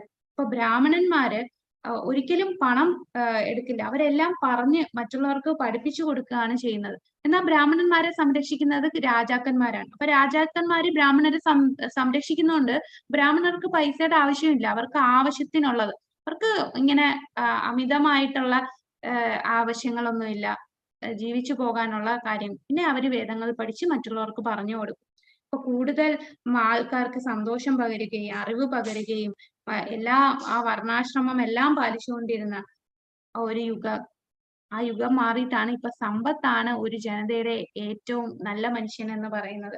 അവനാണ് മിടുക്കൻ. ഇത്ര പൈസയാണ് അവൻ ഉണ്ടാക്കുന്നത്, അവനെ കണ്ടുപഠിക്കണം എന്നാണ് നമ്മൾ എല്ലാവരോടും പറഞ്ഞു കൊടുക്കണം അല്ലെ. അപ്പൊ ഒരു കുട്ടിയുടെ അടുത്ത് പറഞ്ഞാൽ കണ്ടോ അതുപോലെ ആകണം, എത്ര ലക്ഷങ്ങളാണ് വാങ്ങിക്കുന്നത്, ഇതുപോലെ പഠിച്ചു വലുതായി ഇത്രയും ലക്ഷം വാങ്ങിക്കണം. എന്നാൽ ആ കുട്ടിയുടെ പെരുമാറ്റം, അതിന്റെ ബിഹേവിയർ, അതിന്റെ ക്യാരക്ടർ അതാരും മൈൻഡ് ചെയ്യുന്നില്ല. നമ്മളെ സ്കൂളിലാണെങ്കിൽ തന്നെ ഒരു എഡ്യൂക്കേഷൻ സിസ്റ്റത്തിലും അത് ഫോക്കസ് ചെയ്യുന്നില്ല. ജോലി കിട്ടുക, നല്ല സാലറി ഉള്ള ജോബ് കിട്ടണം, നല്ല പഠിക്കണം, മാർക്ക് കിട്ടണം. എന്തിനാ മാർക്ക് കിട്ടുന്നത്? എന്നാലേ നല്ല കോളേജിൽ അഡ്മിഷൻ കിട്ടും. നല്ല കോളേജിൽ അഡ്മിഷൻ കിട്ടും, അവിടെ നല്ലതായിട്ട് പഠിക്കണം, എന്നാലേ എവിടെയെങ്കിലും ജോലി കിട്ടും. ജോലി എന്ന് പറഞ്ഞാൽ നല്ല ജോലി കിട്ടണം, നല്ല സാലറി കിട്ടണം. അവനാണ് കലിയുഗത്തിൽ ഏറ്റവും വലുത്. എന്നാൽ മറ്റുള്ളവരെ സഹായിക്കുകയും അധികം പണം ഇല്ലെങ്കിലും മറ്റുള്ളവർക്ക് സന്തോഷം കൊടുക്കുന്നതിനൊക്കെ ആൾക്കാർ എങ്ങനെയാണ്? അവരൊക്കെ മണ്ടന്മാര്. അവര് ഇപ്പോഴത്തെ കാലത്തുള്ളവരോ അവനൊരു പഴംവിഴുങ്ങിയാണ്, ഇങ്ങനെയാണ് പറയുന്നത് അല്ലെ. നല്ല പെരുമാറ്റമൊക്കെ ഉള്ളതാണ്, പക്ഷെ കാര്യത്തിന് അവനെ ഉപകരിക്കും, അത് മനസ്സിലാവുന്നില്ല. ഈ നല്ല ഗുണം, ശരിയായ പെരുമാറ്റം, നല്ല ജനനം, ഇതെല്ലാം സമ്പത്താണ് അതിന്റെ ഒരു അടയാളം. നിയമവും നീതിയും ഒരാളുടെ അധികാരത്തിന്റെ അടിസ്ഥാനത്തിൽ മാത്രമേ പ്രയോഗിക്കൂ. അത് നമുക്കിപ്പോഴും അറിയാല്ലേ. നീതി ന്യായം ഇപ്പൊ നടക്കുന്നുണ്ടോ? ഇപ്പൊ എന്താണ് സംഭവിച്ചുകൊണ്ടിരിക്കുന്നത്? ഇപ്പൊ തന്നെ നമുക്ക് ഇതൊക്കെ ലൈവായിട്ട് നമുക്ക് മനസ്സിലാവുന്നുണ്ട്. ആർക്കാണ് നീതി ന്യായം കിട്ടുക? ഹരേ കൃഷ്ണ. സമ്പത്തും കാര്യങ്ങൾക്കുള്ളവർക്ക് പണക്കാർക്ക് മാത്രമേ ഉള്ളൂ, പൈസ ഉള്ളവർക്ക് കിട്ടും. പണം കൂടുതലുള്ളവര് ഏത് തെറ്റ് ചെയ്താലും അവൻ എങ്ങനെയും ഊരിപ്പോവും അല്ലേ. അപ്പൊ നിയമങ്ങളൊക്കെ അതനുസരിച്ച് മാറിക്കോളും. പണം ഇല്ലാത്തവൻ അവിടെ മണ്ടനായിട്ടിരിക്കും. പക്ഷെ അവർ മനസ്സിലാക്കുന്നില്ല ഈ ലോകത്തെ നിയമത്തിൽ നിന്ന് രക്ഷപ്പെടാം, പക്ഷേ കർമ്മം, ലോ ഓഫ് കർമ്മയുണ്ട് അല്ലെ. നമ്മൾ ഓരോ കർമ്മവും അതൊന്നും വെറുതെ അങ്ങനെ ലോ ഓഫ് കർമ്മയെ നമുക്ക് ആർക്കും പറ്റിക്കാൻ സാധിക്കില്ല. അപ്പൊ ഈ ആധ്യാത്മികമായിട്ട് വരുന്ന ആൾക്കാർക്ക് ആ ഒരു ബോധം കാണും. ഏത് പ്രവൃത്തി ചെയ്താലും ഞാൻ ഈ ചെയ്യുന്നത് നിയമം, ഇവിടുത്തെ നിയമത്തിൽ നിന്ന് രക്ഷപ്പെടാൻ സാധിക്കും. പക്ഷെ ഭഗവാന്റെ ആ ഒരു കർമ്മം, നമ്മൾ ചെയ്യുന്ന ആ കർമ്മം ഒരിക്കലും ഓരോ നിമിഷവും നമ്മൾ ചെയ്യുന്ന ഓരോ കാര്യങ്ങളും അവിടെ അക്കൗണ്ടിൽ പൊയ്ക്കൊണ്ടിരിക്കുക. ആ അക്കൗണ്ടിനെ നമുക്ക് ഫ്രീസ് ചെയ്യാനോ കള്ളത്തരത്തിൽ കൂടെ ഒളിപ്പിക്കാനോ അതിനെ ഊറ്റിക്കളയാനോ സാധിക്കില്ല. അതിനുള്ള ശിക്ഷ ഇവിടുത്തെ ഇപ്പൊ തന്നെ ഒരാള് 10 പേരെ കൊന്നു കഴിഞ്ഞാൽ മാക്സിമം എന്ത് ചെയ്യും? അയാളെ ഒന്ന് തൂക്കിലേക്കുകയായിരിക്കും ചെയ്യുക. എന്നാൽ കർമ്മത്തിന്റെ അടുത്ത് പോകുമ്പോ എന്താണ് സംഭവിക്കുക? അവിടെ ചെല്ലുമ്പോ ഈ ചെയ്തതിന്റെ 10 ഇരട്ടി ശിക്ഷ ആണ് അവിടെ അനുഭവിക്കേണ്ടി വരുന്നത്. അപ്പൊ അത് മനസ്സിലാകുന്നില്ല. അങ്ങനെയുള്ള ആൾക്കാരായിരിക്കും ഇതൊക്കെ പറയാം. ഇപ്പം നമ്മൾ ഇതല്ല, ഇതൊക്കെ തെറ്റാന്ന് പറഞ്ഞാൽ നമ്മൾ മണ്ടന്മാരാണ്. ഇപ്പൊ തന്നെ നമുക്ക് തോന്നും അല്ലേ, നമ്മുടെ കുടുംബത്തിലായാലും നമ്മൾ ജോലി സ്ഥലത്തായാലും എവിടെ നോക്കിയാലും ഇങ്ങനെ ഈ കർമ്മം എന്നൊക്കെ പറഞ്ഞാൽ തന്നെ നമ്മളെ കളിയാക്കുന്ന ആൾക്കാരാണ് ഇപ്പോഴും നമ്മുടെ ചുറ്റുമുള്ളത്. അപ്പോ കലിയുഗത്തിൽ സമ്പത്ത് മാത്രം ഒരു മനുഷ്യന്റെ നല്ല ജനനം, ശരിയായ പെരുമാറ്റം, നല്ല ഗുണങ്ങൾ എന്നിവയുടെ അടയാളമായി കണക്കാക്കും. നിയമവും നീതിയും ഒരാളുടെ അധികാരത്തിന്റെ അടിസ്ഥാനത്തിൽ മാത്രമേ പ്രയോഗിക്കുകയുള്ളൂ. പിന്നെ പറയുന്നുണ്ട് എന്താ, ഒരു നൂൽ ധരിച്ചാൽ മാത്രം ഒരു മനുഷ്യൻ ബ്രാഹ്മണൻ എന്ന് അറിയപ്പെടും. അപ്പോ ജനിച്ചാൽ അവൻ ബ്രാഹ്മണനായി എന്നാണ്. പക്ഷെ എന്താണ് ഭഗവാൻ പറഞ്ഞത്? ചാതുർവർണ്ണ്യം മയാ സൃഷ്ടം ഗുണകർമ്മ വിഭാഗച. ഗുണവും കർമ്മവും അനുസരിച്ചാണ് അവൻ ബ്രാഹ്മണനാണോ ക്ഷത്രിയനാണോ എന്ന് പറയുന്നത്. ഒരു നൂല് കണ്ടാൽ ബ്രാഹ്മണനായി. എന്നാൽ ചെയ്യുന്ന കർമ്മങ്ങളൊക്കെയോ ആർക്കും ചെയ്യാൻ പറ്റാത്ത അതിലും ഭയങ്കര താഴ്ന്ന രീതിയിലുള്ള കാര്യങ്ങളായിരിക്കും ചെയ്യുന്നത്. പിന്നെ പറയുന്നുണ്ട് എന്താ, സ്ത്രീകൾ എങ്ങനെയാണ്, ഒരു സ്ത്രീ സുന്ദരിയാണ് എന്ന് പറയുന്നത് അവൾ ഒരു പുരുഷനെ അട്രാക്ട് ചെയ്യുന്ന രീതിയിൽ നല്ല വേഷം, എല്ലാ ഭാഗങ്ങളും ഒക്കെ കാണിച്ച് ഉള്ള വേഷം ധരിക്കുമ്പോൾ അവളാണ് സൗന്ദര്യവതി. അല്ലാതെ നമ്മള് നല്ല രീതിയിൽ ഡീസന്റ് ആയിട്ട് ഡ്രസ്സൊക്കെ ഇട്ട് പോയാൽ അവര് കൊള്ളില്ല. നമുക്കിപ്പോ സിനിമയിലൊക്കെ എടുത്ത് നോക്കിയാലോ, സിനിമയിലും കൂടുതലും ആണുങ്ങളെ അട്രാക്ട് ചെയ്യുന്ന രീതിയിൽ ഒരുങ്ങി നിൽക്കുന്നത് അങ്ങനെയുള്ള സ്ത്രീകളെയാണ് അങ്ങനെ നിൽക്കുന്നതാണ് ഇഷ്ടം. ഇപ്പൊ ഒരു സിനിമ സംവിധാനം ചെയ്യുമ്പോഴും അതിനകത്ത് എന്തെങ്കിലും പുരുഷന്മാരെ അട്രാക്ട് ചെയ്യുന്ന ഒരു കണ്ടന്റ് ഉണ്ടെങ്കിൽ അത് വെച്ചാലേ അവർക്ക് കൂടുതൽ സിനിമ ഓടത്തുള്ളൂ. അങ്ങനത്തെ ഒരു കാലഘട്ടത്തിൽ ഇതെല്ലാം നമ്മുടെ ശ്രീമദ് ഭാഗവതത്തിൽ 12ാമത്തെ സ്കന്ധത്തിൽ പറയുന്നതാണ്. 12ാം സ്കന്ധത്തില് 2ാമത്തെ അധ്യായത്തില് ഉള്ള ശ്ലോകങ്ങളാണ് കലിയുഗത്തിലുള്ള ആൾക്കാർ എങ്ങനെയാണ് എന്നുള്ളത്. ആണുങ്ങളും അത് തന്നെ, കൂടുതൽ എങ്ങനെ ലൈംഗിക ആസക്തി വരുന്ന രീതിയിൽ അവര് ഡ്രസ്സ് ചെയ്യുന്നു, അവര് കാണിക്കുന്നു, അങ്ങനെയുള്ളവരാണ് ഏറ്റവും ആകർഷകമായിട്ടുള്ള സ്ത്രീകൾ. അതുപോലെ ഹെയർ സ്റ്റൈൽ വെച്ചിട്ടാണ് ഒരു പെണ്ണിന്റെ സൗന്ദര്യം പറയുന്നത്. അതിപ്പോഴും നമുക്ക് അറിയാല്ലേ, മുടിയൊക്കെ എന്തൊക്കെ ചെയ്താണ് ഇപ്പൊ ബ്യൂട്ടി പാർലറൊക്കെ പോയി ചെയ്യുന്നത്. അപ്പൊ നല്ല ഹെയർ സ്റ്റൈൽ ആണെങ്കിൽ അവൾ നല്ല സൗന്ദര്യമുള്ള ആളായി മാറി. അപ്പൊ മഹാഭാരതത്തിലും ഇതേപോലെ പറയുന്നുണ്ട്. മഹാഭാരതത്തില് മാർക്കണ്ഡേയ ഋഷിയുടെ അടുത്ത് നമ്മുടെ യുധിഷ്ഠിര മഹാരാജാവ് ചോദിക്കും ഈ കലിയുഗത്തിലുള്ള ആൾക്കാർ എങ്ങനെയാണ് എന്ന്. അപ്പൊ അതില് പറയും ഇങ്ങനെ പശുക്കളൊക്കെ ഇല്ലാതാവും, പശുവിനെയൊക്കെ കൊന്ന് അവസാനം പശു വംശനാശം വന്നു പോകും. നമുക്കിപ്പം പല മൃഗങ്ങൾ വംശനാശം സംഭവിച്ച കുറെ മൃഗങ്ങളുണ്ടല്ലോ, അതുപോലെ പശു വംശനാശം വന്നു പോകും. പിന്നെ ആടും കോഴിയും അങ്ങനത്തെയൊക്കെ മൃഗങ്ങളെ കാണും. പിന്നെന്താണ്, ഇതുപോലെ ഉത്സവങ്ങളൊന്നും ഇല്ല. പിന്നെ നമ്മള് ഈ മരങ്ങളൊക്കെ വെച്ച് കിളിപ്പിച്ചാലും അത് കിളിക്കില്ല, കാരണം അത്രയും വരണ്ടുപോയി ഭൂമി. കൂടാതെ ഈ മരങ്ങളെയൊക്കെ ഈ നദിയുടെ കരയിലിട്ട് നട്ടു വളർത്താൻ ശ്രമിക്കും, എന്നാൽ പോലും അത് കിളിക്കില്ല. ഒരു സന്തോഷവും കാണത്തില്ല. ആൾക്കാരൊക്കെ എന്തേലും ഗിഫ്റ്റ് ചോദിക്കുന്നത്, ഗിഫ്റ്റ് എന്ന് പറഞ്ഞാൽ എന്താണ്? ഒരാൾ മനസ്സറിഞ്ഞ് മറ്റുള്ളവർക്ക് കൊടുക്കുന്നതാണ് ഗിഫ്റ്റ്. എന്നാൽ കലിയുഗത്തില് കുറെ ആകുമ്പോ എനിക്ക് തരാനുള്ള സാധനം താന്ന് പറഞ്ഞാൽ അവനെ അടിച്ചു വാങ്ങിക്കും അവന്റെ കയ്യിൽ നിന്ന്. ഇത് എനിക്ക് അവകാശപ്പെട്ടതാണ്. ഇപ്പൊ ആലോചിച്ച് നോക്കിയേ, മക്കളൊക്കെ എന്താണ് അച്ഛനമ്മമാരുടെ അടുത്ത് പറയുന്നത്? ഈ വസ്തു എനിക്ക് അവകാശപ്പെട്ടതാണ്, ഇത് എനിക്ക് എഴുതി തരണം. വഴക്കിട്ട് അത് എഴുതി വാങ്ങിക്കും. ആ സ്ഥിതിയിലോട്ടാണ് ഇപ്പോഴും പോയിക്കൊണ്ടിരിക്കുന്നത് അല്ലേ. കൂടാതെ എന്താണ് 16 വയസ്സ് ആയിരിക്കും ആവറേജ്. ഇതൊക്കെ അവസാനം കലിയുടെ അങ്ങ് അവസാന ഘട്ടമാകുമ്പോഴാണ് 16 വയസ്സാകുന്ന ഒരു ഘട്ടത്തിലോട്ട് പോകും. 5ഉം 6ഉം വയസ്സുള്ള പെൺകുട്ടികൾ ഗർഭിണികളാകും. 7ഉം 8ഉം വയസ്സുള്ള ആൺകുട്ടികൾ അച്ഛനാകുന്നു. ഭാര്യയും ഭർത്താവും തമ്മില് ഒരു സ്നേഹവും കാണത്തില്ല. ഭാര്യ ഭർത്താവിനെ സേവിക്കത്തില്ല. അതുപോലെ ശൂദ്രന്മാരായിരിക്കും ഈ സ്ക്രിപ്റ്റേഴ്സ് ഒക്കെ പറഞ്ഞു കൊടുക്കുന്നത്. അതും മൊത്തം പൊട്ടത്തരായിരിക്കും പറഞ്ഞു കൊടുക്കുക. എന്നിട്ട് ബ്രാഹ്മണന്മാര് ശൂദ്രന്മാരിൽ നിന്ന് കേട്ട് പഠിക്കും. അങ്ങനെ അമ്പലങ്ങളൊന്നുമില്ല. ഭൂമി മൊത്തവും ശവപ്പറമ്പ് പോലെയാകും. പിന്നെ എന്താണ്, ഈ ഗുരുവിൽ നിന്ന് ശിഷ്യന്മാര്, അങ്ങനെ ഒരു ഗുരുശിഷ്യ ബന്ധം ഒന്നും ഇല്ലാത്ത ഒരു കാലഘട്ടത്തിൽ പോകും. എല്ലാരും അത്രയും നീചമായിട്ടുള്ള രീതിയിൽ വന്നുകൊണ്ടിരിക്കും. വയറ് നിറയ്ക്കുക എന്നത് ജീവിത ലക്ഷ്യമായി മാറും. അപ്പോ കൂടുതൽ പണം ഉണ്ടാക്കുന്ന എന്തിനാ? ഇപ്പൊ വലിയ സമ്പത്തുള്ളവനാണ് ഏറ്റവും വിലയുള്ളത് സമൂഹത്തിന്. പണം ഉണ്ടെങ്കിലേ അവന് വിലയുള്ളൂ. എന്താ? അവന് അടിച്ചു പൊളിച്ച് ജീവിക്കാം. എന്താണ് അടിച്ചു പൊളിച്ച് ജീവിക്കുക? ആവശ്യത്തിന് കഴിക്കാം, എപ്പോഴും കഴിക്കുക, വയറ് നിറച്ച ആഹാരം കഴിക്കുക.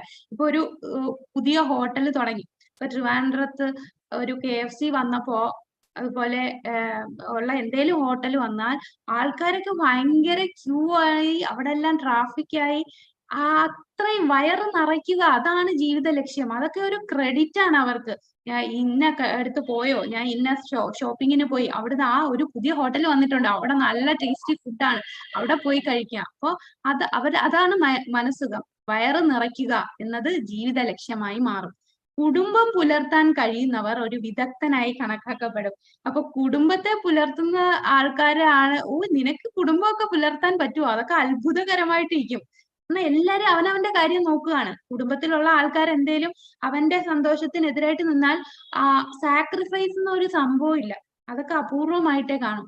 എല്ലാം അവനവന്റെ കാര്യം നോക്കുക, അത് മാത്രം.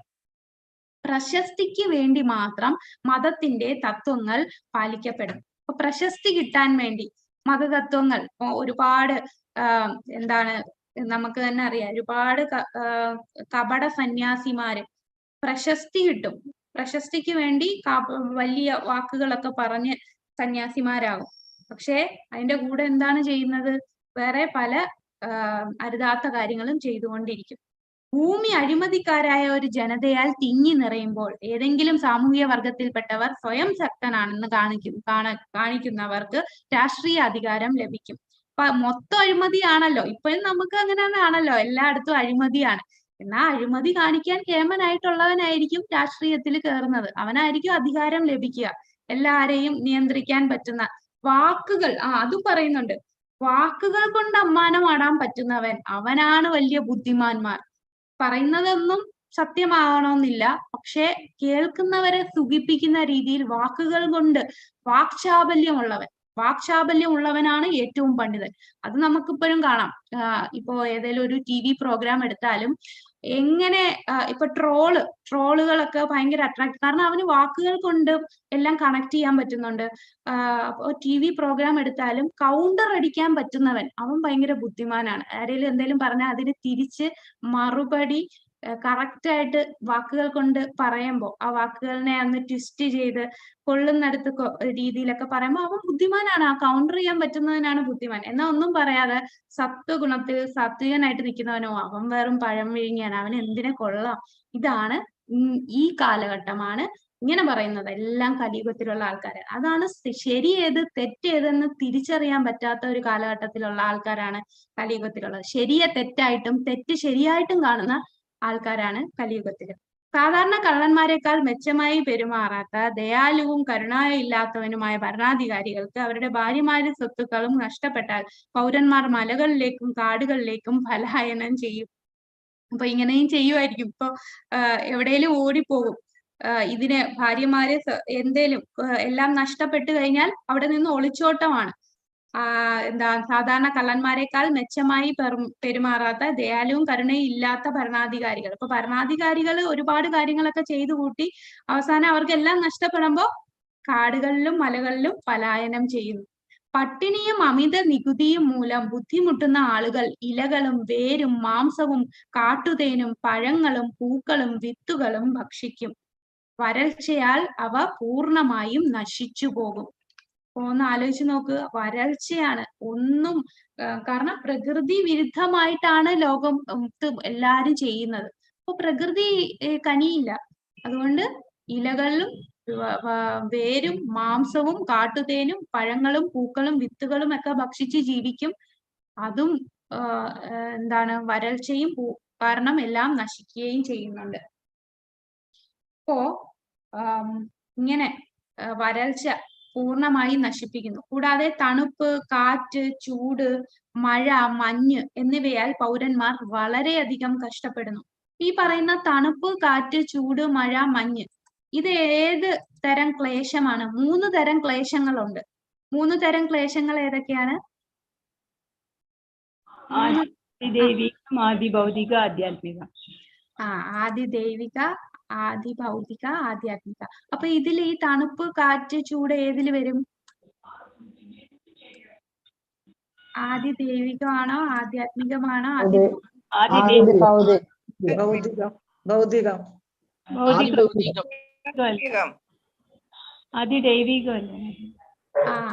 ആദിദൈവികമാണ്. ആദി ഭൗതികം എന്ന് പറഞ്ഞാൽ മറ്റു ജീവജാലങ്ങൾ കാരണം നമുക്കുണ്ടാവുന്ന ക്ലേശം. ഇപ്പൊ ഒരാള് നമ്മളെ അടിക്കുന്നു, അല്ലെ ഒരു കൊതു വന്ന് നമ്മളെ കുത്തുന്നു, അതൊക്കെ ആദി ഭൗതികമാണ്.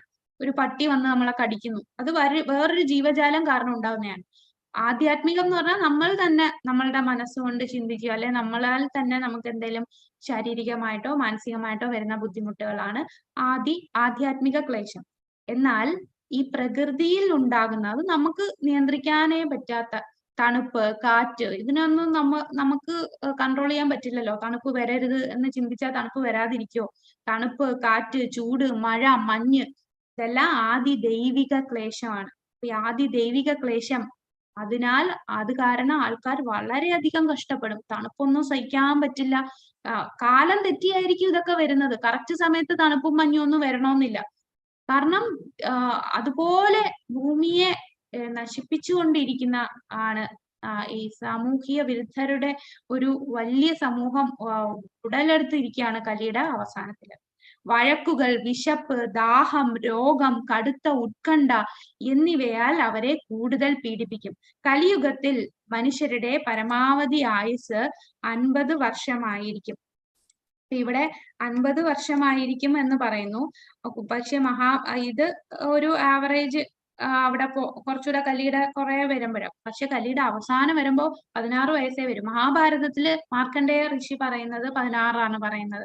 ഇവിടെ ശ്രീമദ് ഭാഗവതത്തില് 12-ാം സ്കന്ധം 2-ാം അധ്യായം 9 തൊട്ട് 11 വരെയുള്ള ശ്ലോകങ്ങളിലാണ് ഇത് പറയുന്നത്. കലിയുഗത്തിൽ മനുഷ്യരുടെ പരമാവധി ആയുസ് 50 വർഷം. 50 വർഷം എന്ന് പറഞ്ഞാൽ ഇപ്പൊ നമുക്ക് ഒരു 70, 80, 90, 100 വളരെ അപൂർവം ആൾക്കാരല്ലേ. കലിയുഗത്തിലുള്ള ആൾക്കാർ 100 വയസ്സാണെന്ന് പറഞ്ഞാലും ഇപ്പോഴത്തെ കാലഘട്ടത്തില് ഒരു മാക്സിമം 80 വരെയൊക്കെ പോകുമായിരിക്കും. ഇനി അങ്ങോട്ട് പോകുമ്പോ 50 വയസ്സ് കലിയുഗത്തിൽ മനുഷ്യരുടെ ആയുസ്. അപ്പോ നമ്മൾക്ക് വളരെ ആയുസ് കുറവാണ്. നമ്മളപ്പോ എന്താണ് ചെയ്യേണ്ടത്? ഒരു നിമിഷം പോലും നമ്മൾ കളയാൻ പാടില്ല. കൂടുതൽ നാമം ജപിക്കുക. ഒരു എത്രയോ വർഷം, 200, 300 വർഷം ഒരു മരം പോലെ ജീവിച്ചിട്ട് എന്താണ് കാര്യം? മരങ്ങളെല്ലാം ഒരുപാട് വർഷം ജീവിക്കുന്നുണ്ട്. പക്ഷെ ഓരോ നിമിഷവും നമ്മൾ ഭഗവാനെ നാമം ജപിച്ച് ജീവിച്ചാലേ മനുഷ്യ ജന്മത്തിന് ഒരു അർത്ഥമുണ്ടാകും. ആ മനുഷ്യ ജന്മം ആ പരമമായ ലക്ഷ്യത്തിൽ എത്തിച്ചേരാൻ സാധിക്കൂ. അല്ലാതെ നമ്മൾ പണത്തിനും ആഹാരത്തിനും വേണ്ടി മാത്രം ജീവിക്കുകയാണെന്നുണ്ടെങ്കിൽ അത് മൃഗജന്മത്തിന് തുല്യമാണ്. ആഹാര നിദ്ര ഭയമൈഥുനം ച അതുപോലെ ആയിപ്പോകും. അപ്പൊ കുറച്ച് സമയം ഉണ്ടെങ്കിലും സാരമില്ല, ഉള്ള സമയത്ത് നമുക്ക് നാമം ജപിക്കാം. അടുത്തത് കലിയുഗത്തിൽ അവസാനിക്കുമ്പോഴേക്കും എല്ലാ ജീവജാലങ്ങളുടെ ശരീരത്തിന്റെ വലിപ്പം കുറയുകയും വർണ്ണാശ്രമ അനുയായികളുടെ മതപരമായ തത്വങ്ങൾ നശിപ്പിക്കപ്പെടുകയും ചെയ്യും. അപ്പൊ വർണ്ണാശ്രമ ധർമ്മം എന്ന് പറയുന്നത് ഇല്ലാതായി മാറും. വർണ്ണാശ്രമ ധർമ്മം ഫുള്ള് നശിപ്പിക്കും. എല്ലാരും തോന്നിയ പോലുള്ള ജീവിതമായിരിക്കും. കലിയുഗത്തില് ആൾക്കാരുടെ ശരീരം കുറയും. ഇപ്പോഴുള്ള നീളം നമ്മൾക്ക് ഇപ്പൊ ഒരു ആവറേജ് ഒരു 5 അടി 4 ഇഞ്ച് അല്ലെങ്കിൽ 6 അടിയൊക്കെ വരും. പക്ഷെ കുറെ കഴിയുമ്പോ കുറെ കുരുട് പോലെ ആൾക്കാർ അതായിരിക്കും വലിയ സൈസ്. അപ്പൊ ജീവജാലങ്ങളുടെ ശരീരത്തിന്റെ വലിപ്പം കുറയും. വേദങ്ങളുടെ പാത മനുഷ്യ സമൂഹത്തിന് പൂർണ്ണമായി വിസ്മരിക്കപ്പെടും. മതം എന്ന് വിളിക്കപ്പെടുന്നവർ മിക്കവാറും നിരീശ്വരവാദികളായിരിക്കും. അപ്പൊ നിരീശ്വരവാദികളുടെ ഭരണമായിരിക്കും. അതാണ് മതം. നമ്മളുടെ മതം ഇപ്പോഴും ഉണ്ടല്ലോ. നമുക്കിപ്പോ കമ്മ്യൂണിസം എടുക്കുവാണെങ്കിലും അവർക്ക് ദൈവവിശ്വാസമില്ല. അവരുടെ മതം നമ്മളുടെ കർമ്മം അതാണ്. നിരീശ്വരവാദമാണ് നമ്മളുടെ മതം എന്നുള്ള രീതിയിൽ എല്ലാരും ഒരു ഹീറോയിന് ആകാം. എല്ലാരും ആഗ്രഹിക്കുന്നു ഞാനൊരു ഹീറോ ആവണം എന്ന്. എന്നാൽ വാൽമീകി ഇതേപോലെ ഒരു ചോദ്യം ചോദിക്കുന്നുണ്ട് രാമായണത്തിൽ. ആദ്യം ചോദിക്കും നാരദ മഹർഷിയുടെ അടുത്ത്, ആരാണ് ഒരു തെറ്റുമില്ലാത്ത വ്യക്തി ആരാണ്? അങ്ങനെ കുറെ ഒരു ലിസ്റ്റ് കൊടുക്കും. ആ ലിസ്റ്റ് കൊടുക്കുമ്പോ നാരദ ആ ലിസ്റ്റ് വെച്ച് നോക്കുമ്പോ ഇപ്പോഴത്തെ ഹീറോകളായിട്ടുള്ള ആൾക്കാരുടെ നോക്കുമ്പോ എല്ലാവരും ആ ലിസ്റ്റിൽ വരാത്തവരാണ്. എന്നാൽ വാക്ചാബല്യമുള്ളവരും പണമുള്ളവരും കുറെ പല രീതിയിലും ആൾക്കാരെ വഴുതിക്ക് വരുത്താൻ സാധിക്കുന്നവരും അങ്ങനെയുള്ള പവർ ഉള്ളവരും അവരൊക്കെ ആയിരിക്കും ഹീറോസ്. എന്നാൽ നാരദമുനി ആരുടെ പേരാണ് പറയുന്നത്? ഹീറോയിലെ ഏറ്റവും നല്ല ഹീറോ ആരാണ്? ആരുടെ പേരാണ്? അതായത് വാൽമീകിയുടെ അടുത്ത് പറയുന്ന ആരുടെ പേരായിരിക്കും?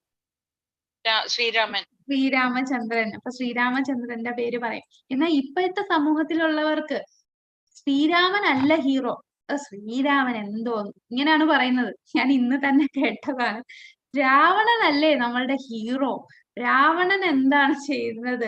സീതയുടെ അടുത്ത് കൊണ്ടുപോയിട്ടും രാവണൻ സീതയെ അങ്ങനെ ഒന്ന് തൊടുക പോലും ചെയ്തില്ലല്ലോ. രാവണൻ കാരണം സിനിമയും അതുപോലാണ്. ഇപ്പൊ രാവൺ എന്നും പറഞ്ഞൊരു സിനിമ ഇറങ്ങുമ്പോഴും ആ സിനിമയിൽ രാവണനെ ഹൈലൈറ്റ് ചെയ്താണ്. അങ്ങനെയുള്ളവരാണ് ഹീറോസ്. രാമന്റെ സ്വഭാവമുള്ളവരോ അവരൊക്കെ ഒരു ഗുണമില്ലാത്തവരാണ്. ഇങ്ങനാണോ ജീവിക്കേണ്ടത്? ഈ കാലഘട്ടമാണ്. അപ്പൊ സമൂഹത്തിലുള്ള ആൾക്കാരുടെ മനസ്ഥിതി അങ്ങനെ ഒരു ആസുരിക, കാരണം അസുരന്മാരാണ് അവരുടെ ഹീറോസ്, ആസുരിക സ്വഭാവത്തിലേക്ക് വന്നുകൊണ്ടിരിക്കുകയാണ്. അതാണ് കലിയുടെ ആ ഒരു പ്രഭാവം. നിരീശ്വരവാദികളായിരിക്കും മതം എന്ന് വിളിക്കുന്നത്. രാജാക്കന്മാർ മിക്കവാറും കള്ളന്മാരാണ് അല്ലേ? നമ്മളെ ഭരിക്കുന്നവരെ കള്ളന്മാരാണ്. മനുഷ്യരുടെ തൊഴിൽ മോഷണവും കള്ളവും അനാവശ്യമായ ആക്രമണവും ആയിരിക്കും.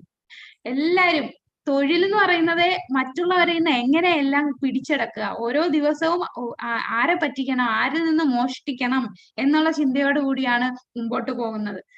എല്ലാ സാമൂഹിക വിഭാഗങ്ങളും ഏറ്റവും താഴ്ന്ന ശൂദ്രന്മാരായി ചുരുങ്ങും. പശുക്കൾ ആടുകളെ പോലെയാകും. ആത്മീയ സന്യാസി മഠങ്ങൾ ലൗകിക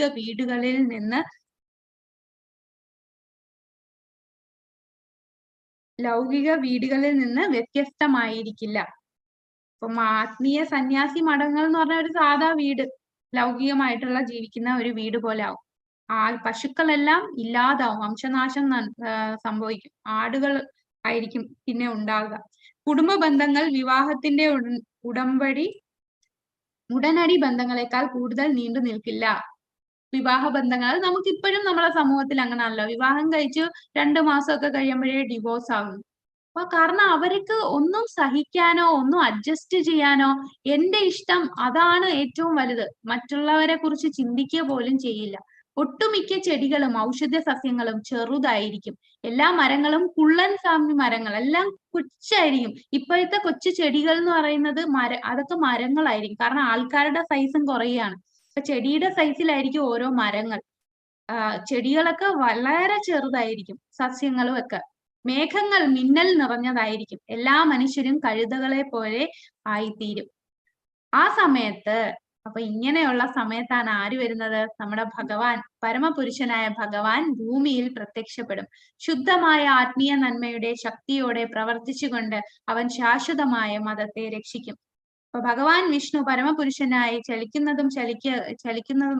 ചലിക്കാത്തതുമായ എല്ലാ ജീവജാലങ്ങളുടെയും ആത്മീയ ഗുരുവും എല്ലാവരുടെയും പരമാത്മാവും മതത്തിന്റെ തത്വങ്ങൾ സംരക്ഷിക്കുന്നവനും ഭൗതിക ജോലിയുടെ പ്രതികരണങ്ങളിൽ നിന്ന് തന്റെ സന്യാസി ഭക്തരെ മോചിപ്പിക്കുന്നതിനുമായി ജനിക്കുന്നു.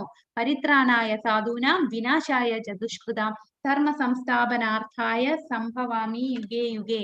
അപ്പൊ നമുക്ക് ഭഗവാൻ അവതരിക്കാൻ പോവുകയാണ്. അപ്പൊ ഭഗവാൻ എങ്ങനെയാണ് അവതരിക്കുന്നത്, ഏത് സ്ഥലത്താണ് അവതരിക്കുന്നത്, ഭഗവാൻ അവതരിച്ചതിന് ശേഷം എന്തൊക്കെയാണ് നടക്കുന്നത്, ഇതെല്ലാം നമുക്ക് അടുത്ത ക്ലാസ്സിൽ കാണാം. ഹരേ കൃഷ്ണ.